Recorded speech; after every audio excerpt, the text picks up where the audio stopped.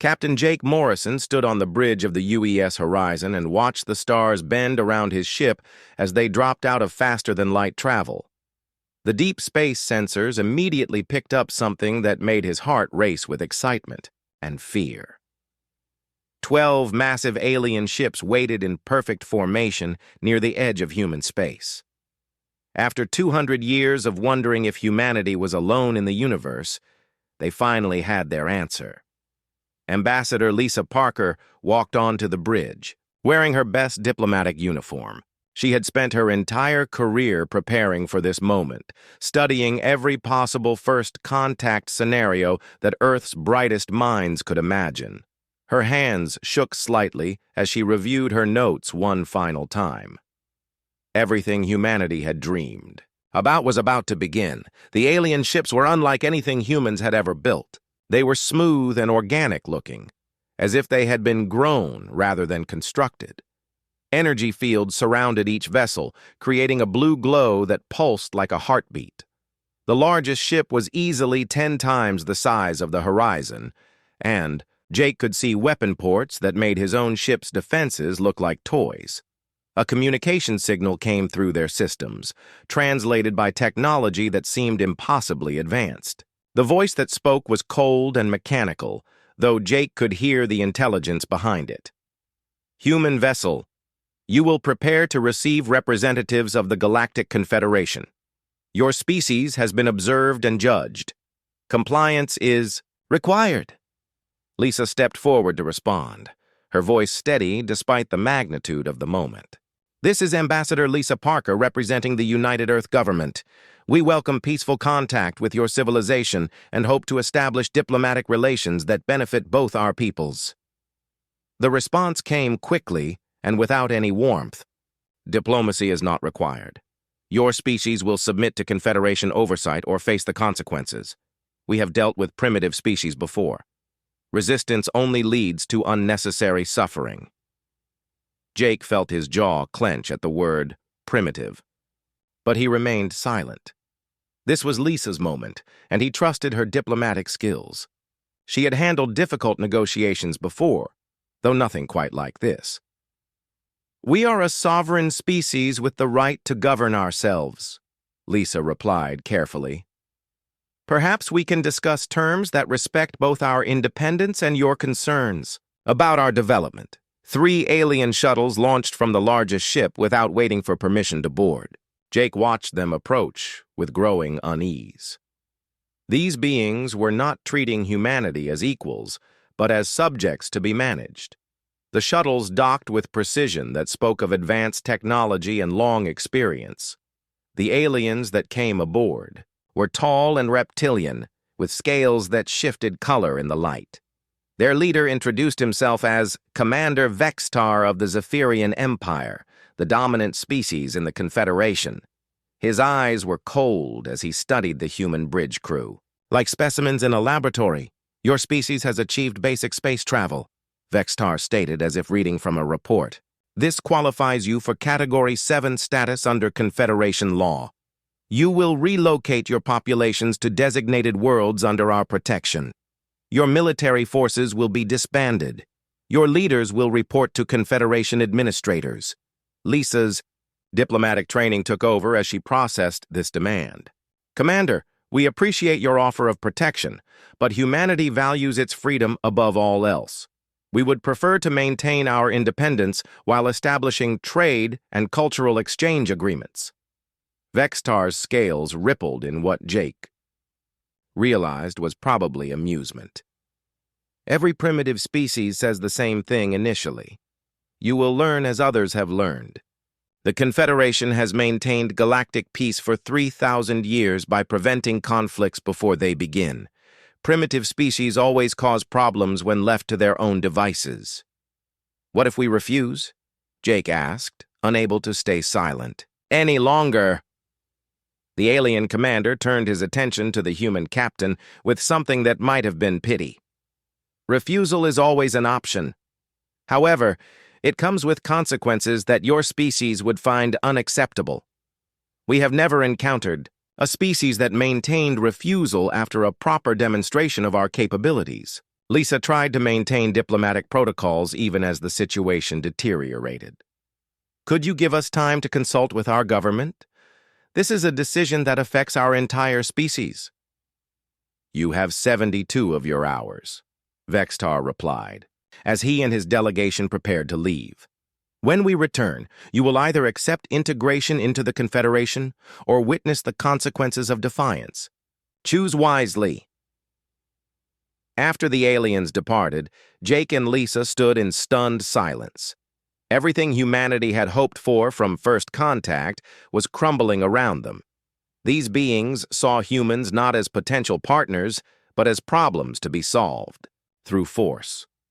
They're not going to accept any answer except complete surrender, Lisa said quietly, her diplomatic optimism finally cracking. Jake activated the ship's communication array and opened a channel to Earth. This is Captain Morrison of the UES Horizon. We have made contact with an alien civilization. They are demanding our complete surrender and have threatened consequences if we refuse. I am recommending that Earth prepare for the possibility of armed conflict. As he sent the message that would change humanity's future forever, Jake looked out at the alien fleet and made a decision that would echo across the galaxy. Whatever these aliens thought they knew about primitive species, they were about to learn something new about humans. The 72 hours passed like a countdown to doom. Earth's leaders spent every minute trying to find alternatives to complete surrender, but the Confederation's terms remained unchanged. When the deadline arrived, Admiral Kate Sullivan stood in the command center of Earth's orbital defense station, watching the alien fleet move into attack formation. The demonstration began without warning. 3 Confederation ships broke away from the main fleet and jumped to faster-than-light speed. Their targets were the human colonies of New Denver, Port Hope, and Freedom Station. Each settlement housed nearly 1 million civilians who had no idea what was coming. The attack lasted exactly 17 minutes. When it was over, 3 thriving human worlds had been reduced to burning ruins. The aliens used weapons that turned entire cities into glass, leaving behind only crater-filled wastelands where families had lived and children had played. Over 2 million human beings died in those 17 minutes, including Lisa Parker's husband and 2 young children who had been visiting her parents on New Denver. Commander Vextar's message arrived an hour after the attack ended. This concludes our demonstration. Your species now understands the price of defiance.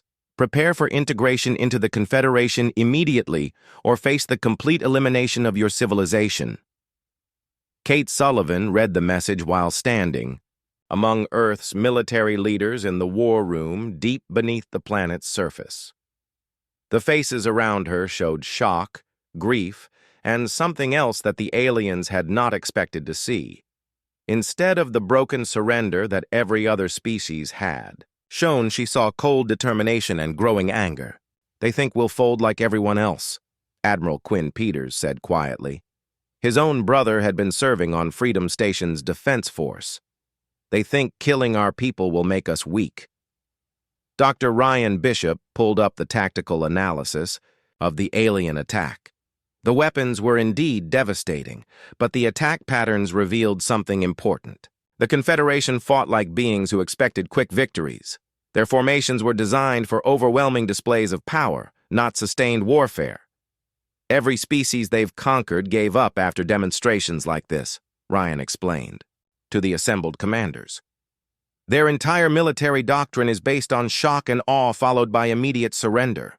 They've never had to fight a real war. Kate activated the global communication network and sent a message to every human settlement, military base, and ship in space. Her voice was steady and clear as she spoke words that would define humanity's response to alien aggression. Citizens of Earth and all human colonies, we have been attacked by an alien force that demands our complete surrender. They have murdered over 2 million of our people to demonstrate their power. They expect us to submit out of fear. They are about to learn that they have made a terrible mistake. The response from human settlements across known space was immediate and unanimous. Ship captains pledged their vessels to Earth's defense. Colonial militias began mobilizing for war. Industrial facilities started converting their production lines to manufacture weapons and ships. The aliens had tried to break human spirit and instead had awakened something they did not understand. Captain Ben Carter commanded a small frigate squadron on patrol near the outer colonies when he received word of the attack. His ships were outnumbered and outgunned by any Confederation vessel, but Carter had an idea that would have seemed insane to any civilized species in the galaxy. When Doaxi, a lone Confederation scout ship, approached his position, Carter ordered his entire squadron to ram it at maximum speed. The alien commander had enough time to send a confused distress signal before 4 human ships struck his vessel simultaneously. All 5 ships were destroyed in the collision, but the psychological impact reached far beyond the immediate tactical situation. The Confederation had never encountered an enemy willing to deliberately sacrifice their own forces to inflict damage. Every species they had conquered valued self-preservation above military objectives. The concept of intentional sacrifice for strategic gain was completely outside their understanding of warfare. Admiral Morrison, who had been promoted to lead Earth's combined fleet, studied the reports of early skirmishes with growing insight. The aliens were technologically superior in every measurable way, but they were fighting according to rules that humans had never agreed to follow. They fight like aristocrats in a formal duel. Morrison explained to his staff, honor guards, and established protocols. They've never faced an enemy that would hide behind civilians, use suicide attacks, or retreat through their own minefields. Humanity began developing what military historians would later call asymmetric persistence warfare. Human forces avoided direct confrontations where alien technology gave overwhelming advantages. Instead, they used tactics that the Confederation found disturbing and incomprehensible. Colonel Amy Walsh led the development of new strategic doctrines based on Earth's most brutal historical conflicts. She studied everything from ancient siege warfare to modern guerrilla tactics, looking for methods that could work against technologically superior enemies. The Confederation expects civilized warfare, Walsh reported to the War Council. They want clean battles with clear winners and losers. We're going to give them something they've never seen before. Human ships began using kamikaze attacks against Confederation supply lines. Colonial militias developed improvised weapons that could damage alien equipment. Most importantly, human forces showed no signs of surrender even after suffering heavy casualties. The first major Confederation defeat came when Captain Steve Johnson's fleet engaged a superior alien force near Saturn. Instead of fighting a traditional space battle, Johnson's ships dispersed throughout the asteroid belt and used the rocks as cover for hit-and-run attacks. When the aliens tried to pursue, human ships would ram their vessels or detonate nuclear mines at close range. The Confederation lost 6 ships in that engagement while destroying only 2 human vessels. More importantly, they began to realize that their enemy was fundamentally different from any they had faced before. These humans seemed to view death in battle not as failure, but as honor. Commander Vexitar reported back to Confederation leadership with growing concern. These beings do not respond to loss of life in the expected manner. They appear to become more aggressive when their casualties increase. This behavior is unprecedented in galactic warfare. The galactic community began to take notice as reports filtered in about the ongoing conflict. For 3,000 years, the Confederation had maintained peace through the simple principle that overwhelming force would always defeat primitive resistance. Now, for the first time, a species was not surrendering after the demonstration phase. Dr. Helen Pierce, working in a hidden research facility on Mars, made the breakthrough that would change everything. She discovered how to reverse engineer Confederation shield technology using human manufacturing techniques. More importantly, she found a way to overload their energy fields using modified human weapons. As the first year of war ended with humans still fighting, alien philosophers began asking questions that had not been relevant for millennia. What did it mean when a species chose death over surrender?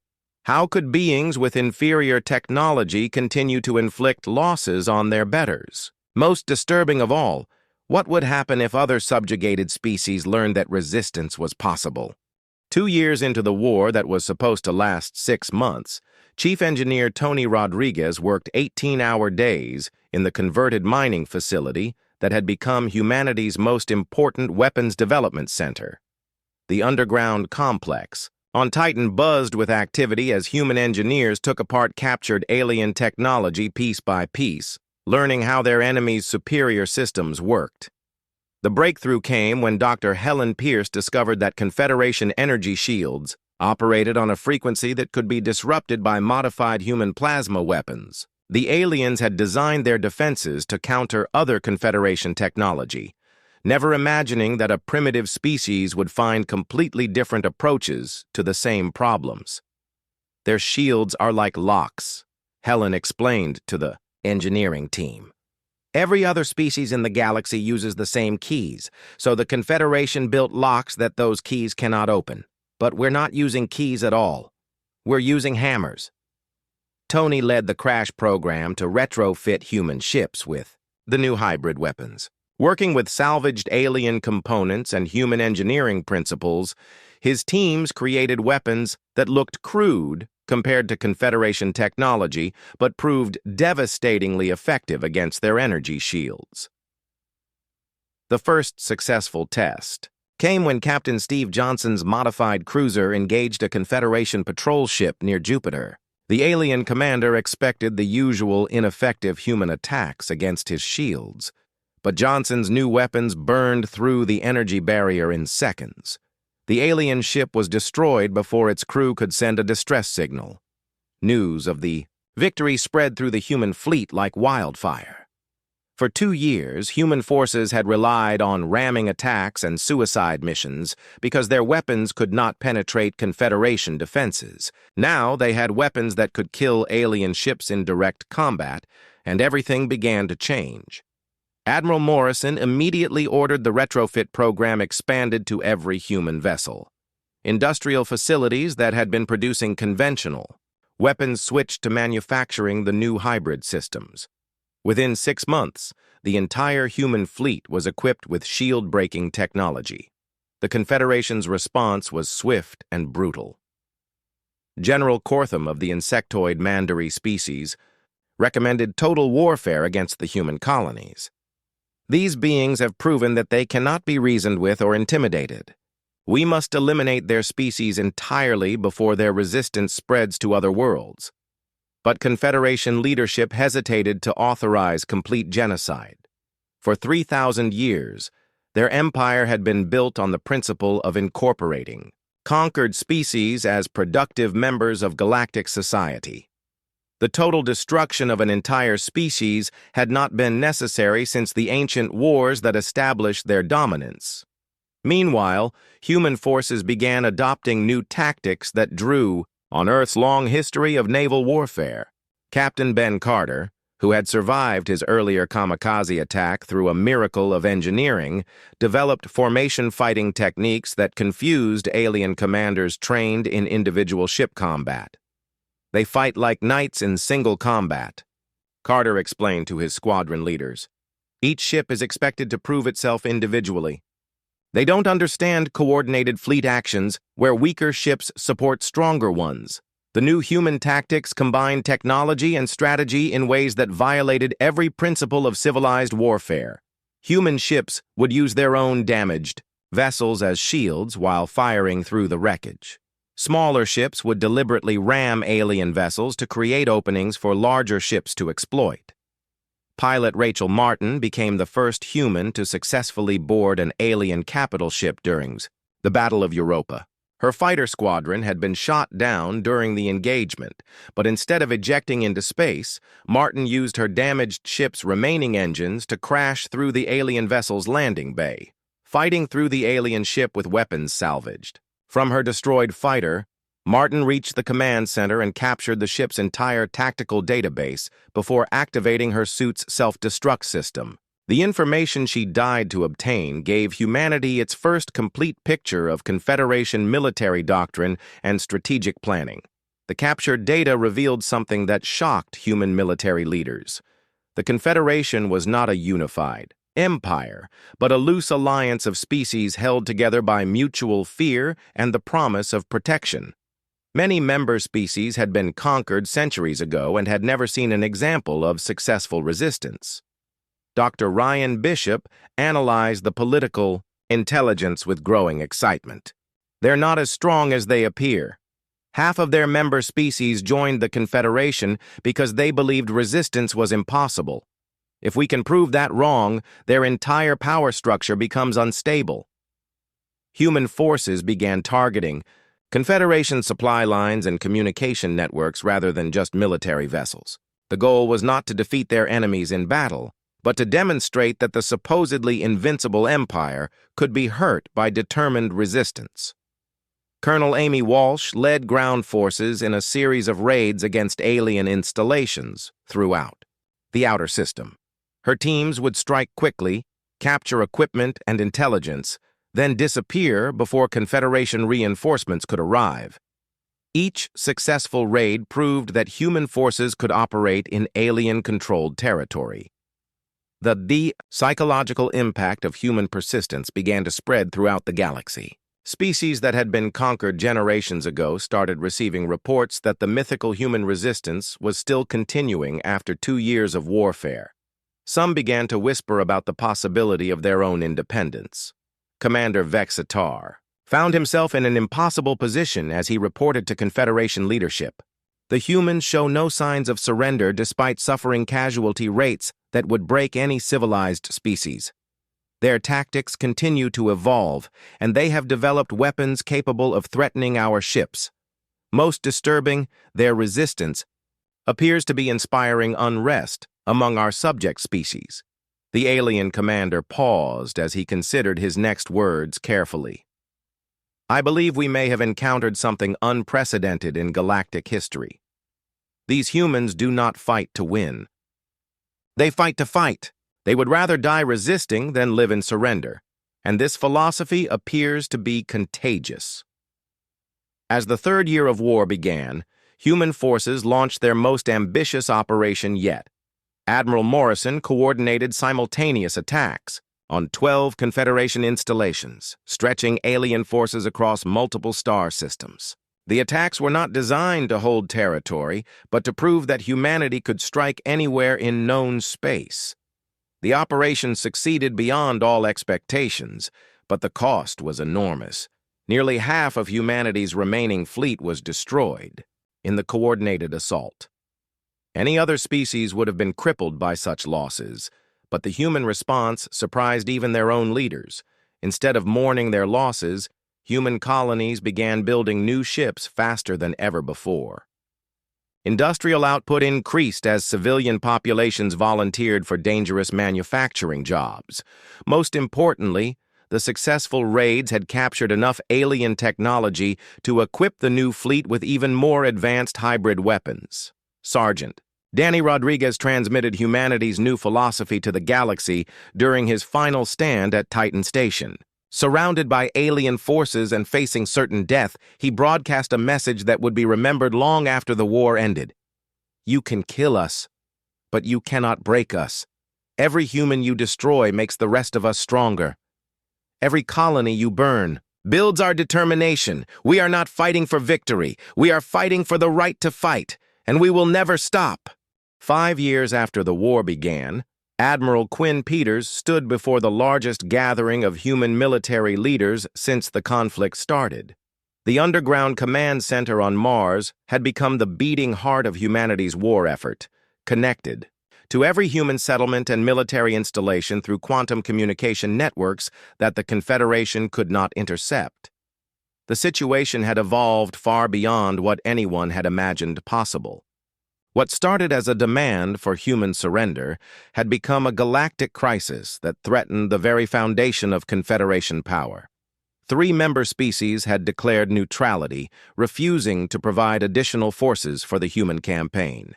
2 others had begun secret negotiations with human representatives. The aliens are learning to fear us, Peters announced to the assembled commanders. For 5,000 years, no species has resisted them for longer than 1 year. We have not only survived, we have proven that their empire can bleed. Now we take the next step. Operation Endgame was the most ambitious military campaign in human history. The plan required coordinated strikes against 40 Confederation industrial worlds simultaneously, targeting the manufacturing facilities that supplied their war machine. The goal was not to hold territory, but to cripple their ability to replace losses. Lieutenant Colonel Ashley Brooks had volunteered to lead the ground assault teams that would capture alien factories before destroying them. Her forces were outnumbered by impossible odds on every target world, but 5 years of warfare had taught humanity that numerical superiority meant nothing if the enemy was not prepared for total warfare. The aliens still fight like they expect civilized resistance, Brooks explained to her team leaders.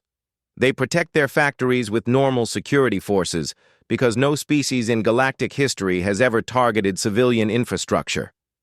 They're about to learn that humans do not recognize the difference between military and civilian targets when fighting for survival.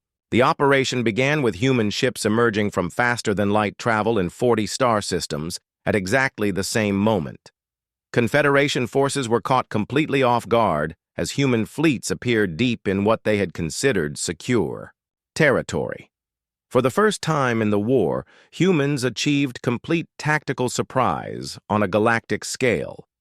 Captain Jake Morrison, now commanding a battle group of hybrid technology ships, led the assault on the primary Confederation shipyards at Nexus Prime. His forces faced overwhelming odds, but the alien defenders were not prepared for human tactics that had evolved through 5 years of desperate warfare. Human ships used kamikaze attacks to break through orbital defenses, clearing the way for landing forces to assault the surface installations. Morrison's own vessel rammed the primary defense station, allowing Ashley Brooks's ground forces to land unopposed on the planet below. The ground assault was unlike anything the galaxy had ever seen. Human soldiers fought through alien cities, using weapons that had been improvised from captured technology and desperate ingenuity. They showed no mercy to defenders and no concern for their own casualties, focusing entirely on reaching their objectives. Brooks led her team through the main manufacturing complex, setting demolition charges on every piece of equipment they could not carry away. When alien reinforcements arrived, her soldiers fought a running battle through factory corridors, buying time for evacuation shuttles to escape with captured technology. The pattern repeated across 40 worlds as human forces struck deep into Confederation territory. Industrial facilities that had operated safely for centuries were reduced to burning ruins in a matter of hours. The aliens lost 30% of their war production capacity in a single day. But the human victory came at a terrible cost. Nearly 60% of the assault forces were killed or captured in the operation, including many of humanity's most experienced commanders. Brooks herself died holding a crucial evacuation point, using her own body to block alien fire, while civilians escaped. Her final transmission became another rallying cry for human forces throughout the galaxy. The job is done. The factories are burning. Tell Earth that we proved they can be hurt. Tell them that we never quit. The Confederation's response was swift and savage. General Cortham finally received permission to begin total warfare against human settlements. Alien fleets moved to glass every human world they could find, seeking to end the war through complete genocide. But 5 years of fighting had changed humanity in ways that the aliens could not understand. Human settlements that faced certain destruction did not surrender or flee. Instead, they evacuated their children and prepared for battle with the determination of species that had learned to view death as honor. The siege of New Singapore became legendary throughout human space. When Confederation forces surrounded the colony world with orders to destroy it completely, the civilian population refused evacuation offers from human military forces. Instead, they volunteered to fight alongside the garrison in a last stand that lasted 3 weeks. Captain Steve Johnson commanded the orbital defense platforms that protected New Singapore's evacuation routes. His forces were outnumbered 50-1, but they held their positions long enough for most of the civilian population to escape. Johnson's final message was broadcast on all human channels as his station was destroyed. They think killing us will break our spirit. They still don't understand that we get stronger every time they try to break us. New Singapore stands. Humanity endures. We never quit. The siege became a turning point in galactic opinion as reports reached other species throughout Confederation space. For the first time, member worlds began to see humans not as primitive rebels, but as examples of what resistance could achieve. The mythical human persistence was becoming real inspiration for species that had forgotten what freedom meant. Commander Vextar found himself facing a crisis that went beyond military strategy. His reports to Confederation leadership now included warnings about political instability among member species. The human example was spreading like a virus through the galactic community. "They are not fighting to win," he reported to the Confederation Council. "They are fighting to demonstrate that resistance is possible. Every human death makes their cause stronger, and every human victory proves that our empire can be challenged. We are not fighting a war for territory. We are fighting against an idea." The idea was spreading faster than Confederation forces could contain it. 3 more species declared neutrality in the conflict, refusing to provide troops for operations against human targets. 2 others began actively supporting human forces with intelligence and supplies. Dr. Ryan Bishop, working from hidden facilities throughout human space, coordinated the intelligence networks that were turning former enemies into allies. The captured alien technology from Operation Endgame had revealed the true nature of Confederation power structures, showing subjugated species exactly how their empire maintained control. "The Confederation rules through fear," Bishop reported, to human leadership. "They convince species that resistance is impossible by preventing them from seeing examples of successful defiance. We are not just fighting for human freedom. We are proving that freedom is possible for everyone." As the 6th year of war began, the galaxy had been fundamentally changed. The conflict that was supposed to end human independence had instead shattered the myth of Confederation invincibility. Across known space, subjugated species began to whisper about the day they too might be free. The humans had done something that 5,000 years of galactic civilization thought impossible. They had refused to quit, and in doing so, they had reminded the galaxy what courage looked like. 10 years after first contact, the Galactic Confederation faced something they had never encountered in their entire history: internal rebellion. The depths dwellers of Aquatica Prime were the first to openly declare independence, followed quickly by the crystalline beings of Shard World 7. Both species cited the human example as proof that resistance against overwhelming odds was possible. Admiral Morrison received the news in his command center aboard the rebuilt UES Horizon, now serving as the flagship of humanity's evolved fleet. The ship bore scars from dozens of battles, but it had been continuously upgraded with captured alien technology. Like humanity itself, it had become stronger through suffering. 3 more species have declared neutrality, his intelligence officer reported. "The Confederation Council is meeting in emergency session. Our sources indicate they're discussing terms for ending the conflict." Morrison studied the tactical displays that showed the current state of the war. Human forces controlled no territory in the traditional sense, but they had proven capable of striking anywhere in Confederation space. More importantly, they had inspired resistance movements throughout the galaxy. The philosophical implications terrified Confederation leadership more than any military defeat. If humans could resist successfully, what prevented every subjugated species from following their example? The empire that had maintained peace through overwhelming force was discovering that force alone could not defeat an idea. Commander Sarah, Mitchell led the most daring operation in human military history when she took a small fleet deep into Confederation space to reach their capital world of Nexus Prime. Her mission was not to destroy the alien homeworld, but to broadcast a message that would reach every species in the galaxy.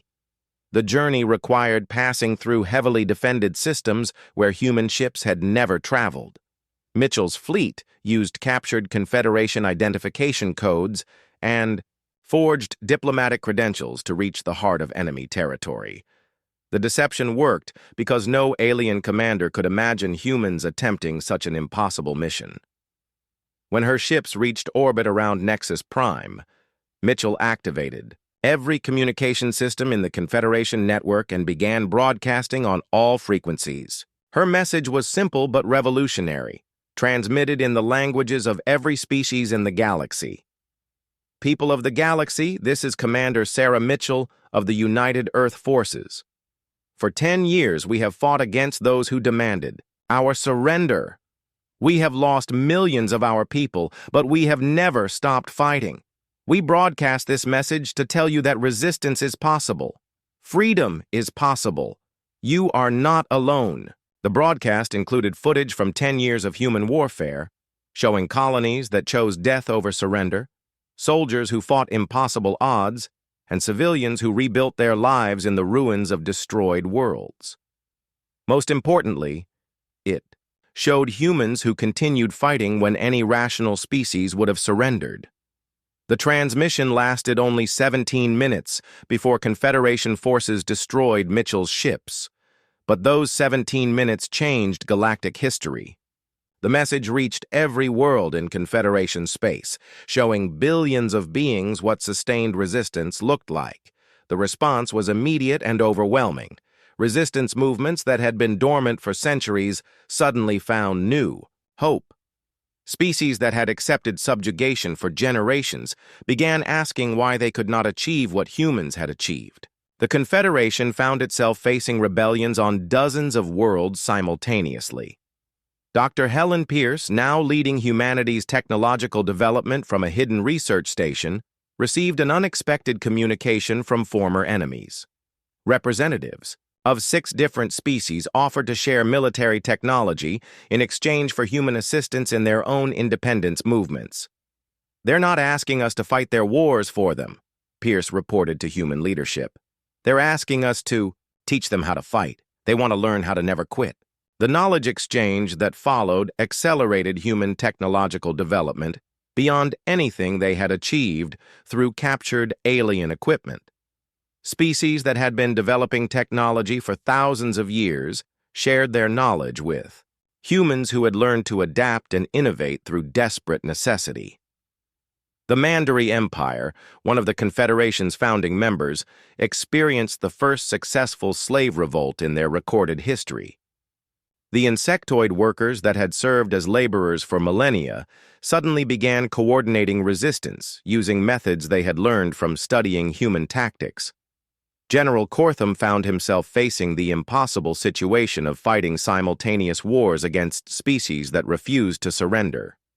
The Mandarin military doctrine had been designed to crush individual rebellions through overwhelming force, but they had never faced coordinated resistance across multiple worlds. "The humans have infected the galaxy with their madness," he reported, to what remained of the Confederation Council. "Species that have been loyal for centuries are suddenly willing to die rather than obey. This epidemic of resistance must be stopped before it destroys galactic civilization." But the epidemic was already beyond any hope of containment. The human example had proven that determined resistance could survive against impossible odds, and that lesson could not be unlearned. Across the galaxy, species that had forgotten the meaning of freedom were rediscovering their courage. Captain Ben Carter, now commanding a fleet of hybrid ships crewed by humans and aliens working together, led joint operations against Confederation supply lines.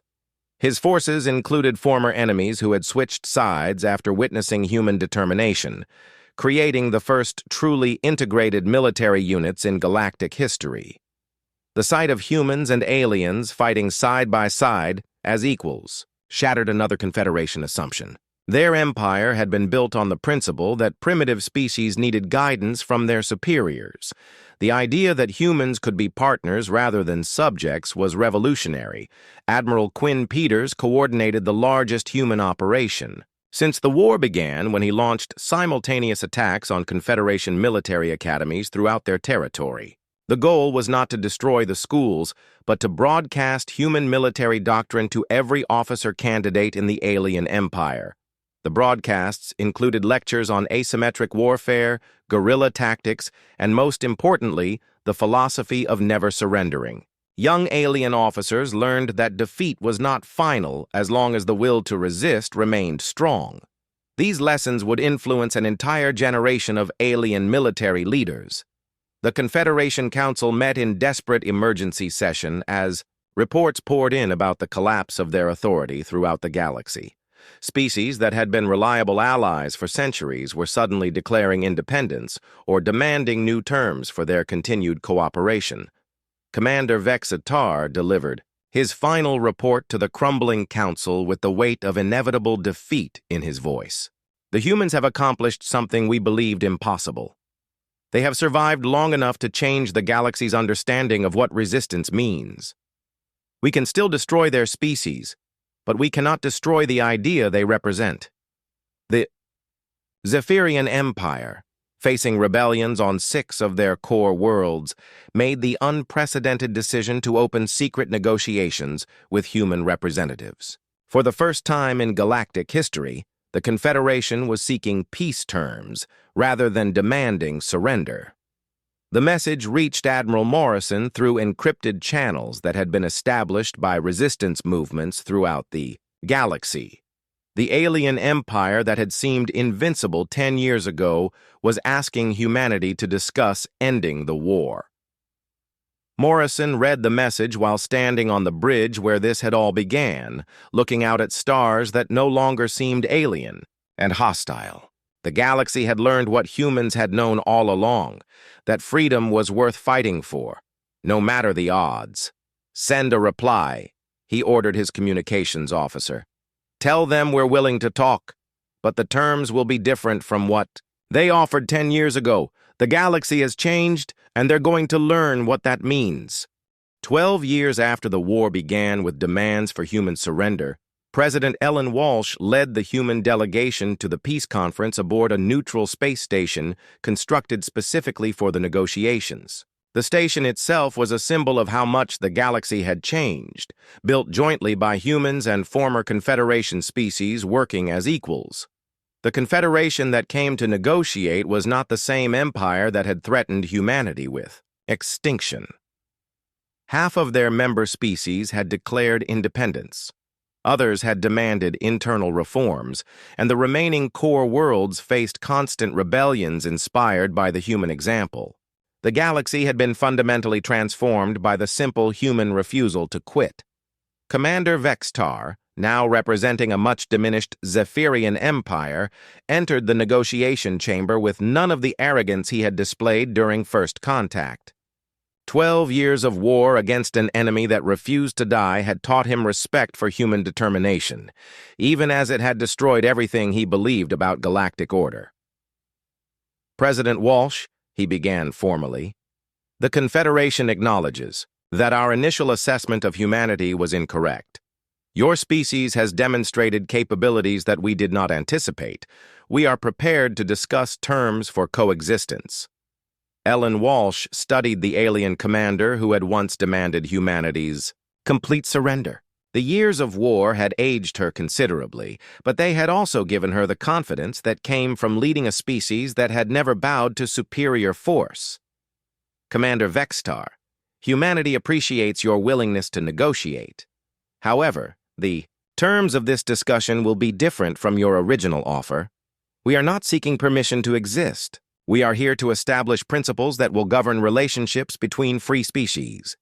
The negotiations that followed lasted 6 months and involved representatives from over 30 species that had gained independence during the war.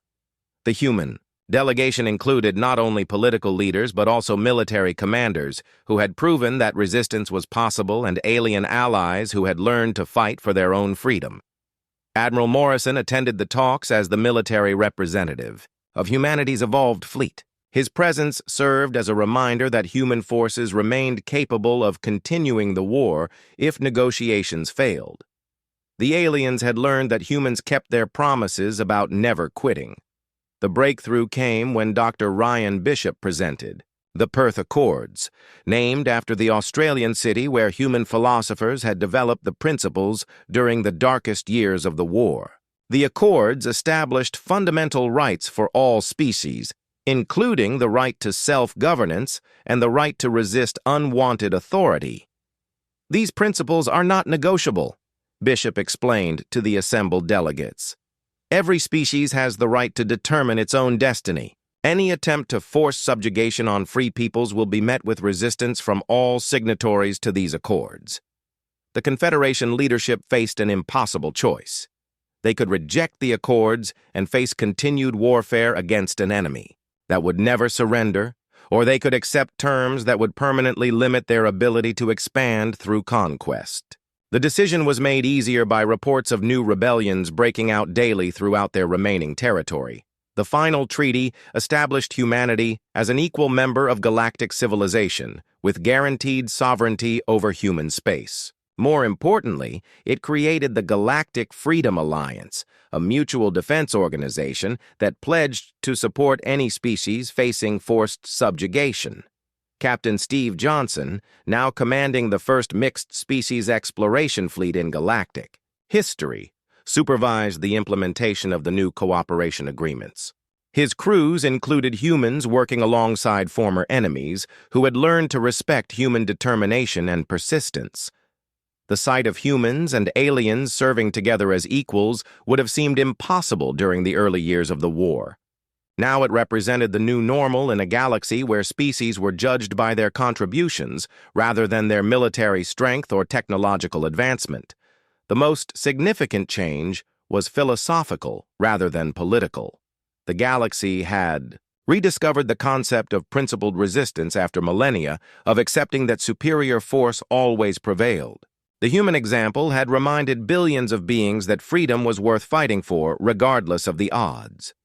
Young alien officers studied human military doctrine in academies throughout the galaxy, learning tactics that emphasized persistence over power and determination over technology. The lessons were not just military but philosophical, teaching the fundamental truth that victory belonged to those who refused to quit. Cadet Alex Turner became the first human to graduate from the Integrated Galactic Military Academy, serving alongside beings whose species had once demanded human extinction. His graduation speech summarized the transformation that humanity had brought to the galaxy. 12 years ago, we were told that resistance was futile and that surrender was inevitable. We proved that determination is stronger than technology, that persistence is more powerful than force, and that the will to be free can overcome any enemy. We never quit, and because we never quit, the galaxy learned to be free again. The economic transformation was equally dramatic as species that had been forced into Confederation trade agreements began establishing independent commercial relationships. Human innovation, accelerated by years of desperate warfare, contributed new technologies and approaches that benefited everyone. Dr. Helen Pierce led the technology sharing programs that spread human hybrid systems throughout the galaxy. The combination of human adaptability with alien knowledge created advances that no single species could have achieved alone. War had forced cooperation that peace made beneficial for everyone. Commander Sarah Mitchell's sacrifice during the broadcast mission was honored with the establishment of the Mitchell Institute for Galactic Freedom, which documented the history of resistance movements and provided support for species seeking independence. Her message continued to inspire freedom fighters throughout the galaxy. The Institute's archives contained the complete record of humanity's 12-year war, from the first alien ultimatum to the final peace agreements. The documents served as proof that determined resistance could overcome any enemy, no matter how powerful they appeared. Admiral Morrison retired to a small farm on Earth, but he remained available as an advisor to the Galactic Freedom Alliance. His experience leading humanity through its darkest years made him the galaxy's foremost expert on sustained resistance against superior enemies.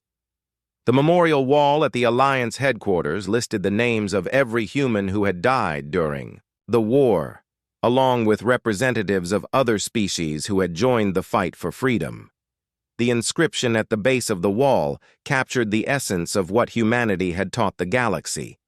They could break our ships, they could break our bodies, but they could not break our will. In refusing to quit, they reminded the galaxy what courage means. 10 years after the peace accords were signed, children throughout the galaxy learned about the day humans made first contact and were told to surrender. They learned about the choice humanity made to fight rather than submit, and about the 12 years of war that followed. Most importantly, they learned that freedom was not something that could be given or taken away by superior force. Freedom was something that existed in the hearts of beings who refused to quit, who chose to resist rather than surrender, and who believed that some things were worth fighting for regardless of the odds. The galaxy had been reminded of a truth that had been forgotten during millennia of peace through submission. As long as there were beings willing to fight for their principles, freedom would never die. Humanity had proven that simple persistence could change the course of galactic history. The day the galaxy realized humans never quit became the day freedom was reborn among the stars.